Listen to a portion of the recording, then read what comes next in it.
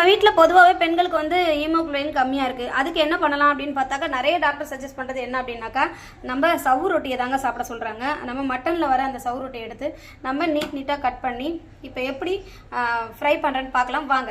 நம்ம கடாயில் வந்து ஒரு 3 டேபிள் ஸ்பூன் எண்ணெய் விட்டுக்கலாம். அதுக்கப்புறம் எண்ணெய் நல்லா காஞ்சதுக்கப்புறம் ஒரு 1/4 டேபிள் ஸ்பூன் கடுகு விட்டுக்கலாம்.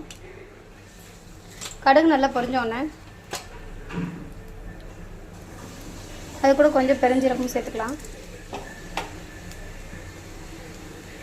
கடுகு ஆனால் நல்லா பொரியணுங்க.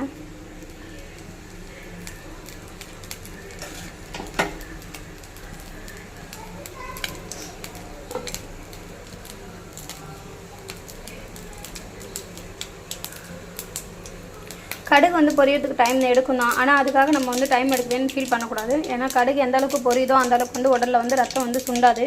இப்போ கடுகு நல்லா பொரிஞ்சிச்சு. இந்த மாதிரி சவுண்டு வரணும் கடுகு பொரிஞ்சா. அதுக்கு நம்ம முன்னாடியே வேணால் எண்ணெயை நல்லா காய வச்சிடணும்.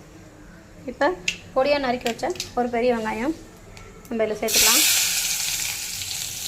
அது கூட நம்ம ஒரு தக்காளியும் சேர்த்துக்கலாம்.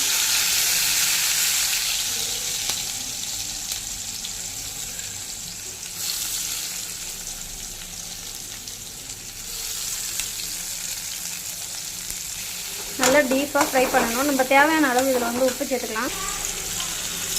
நான் எல்லாத்துலேயுமே கல் உப்பு தாங்க சேர்த்துப்பேன். அது ரொம்ப நல்லது உடம்புக்கு. இது கூட நம்ம ஒரு 1/4 டேபிள் ஸ்பூன் இஞ்சி சாறு சேர்த்துக்கலாம். இஞ்சி பூண்டு விழுது சாறு சேர்த்துக்கலாம். இப்போ நம்ம அழகாக கட் பண்ணி வச்சுருக்கிற இந்த சவு ரொட்டியை ஆட் பண்ணிக்கலாம். இது அலச ரத்தமாக தாங்க வரும். அவ்வளோ ரத்த சக்தி இதில் இருக்குதுங்க.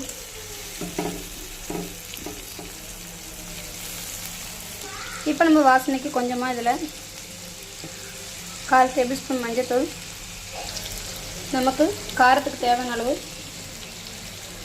ஒரு 1/2 டேபிள் ஸ்பூன் வீட்டு மிளகாத்தூள், ஃபைனலாக கொஞ்சமாக நம்ம வந்து மட்டன் மசாலா சேர்த்துக்கலாம். அவ்வளோதாங்க. இப்போ இது வந்து எண்ணெய் பிரிஞ்சு வர வரைக்கும் நல்லா வேக விடணும். இது கொஞ்சம் வேகிறதுக்கு டைம் எடுக்கும். ஸோ அதனால் நல்லா வதக்கிட்டு தண்ணி கொஞ்சம் ஆட் பண்ணிக்கலாம். நல்லா இது ஃப்ரை ஆகிறதுக்கு நம்ம ஒரு 1/2 டம்ளர் தண்ணி சேர்த்துக்கலாம்.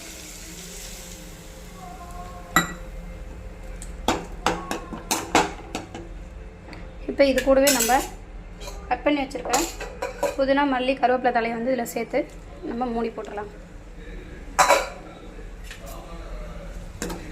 ஸோ இது நல்லா வந்து வாசனையாக இருக்குங்க, டேஸ்ட்டாகவும் இருக்கும். இது நல்லா வேகணும்.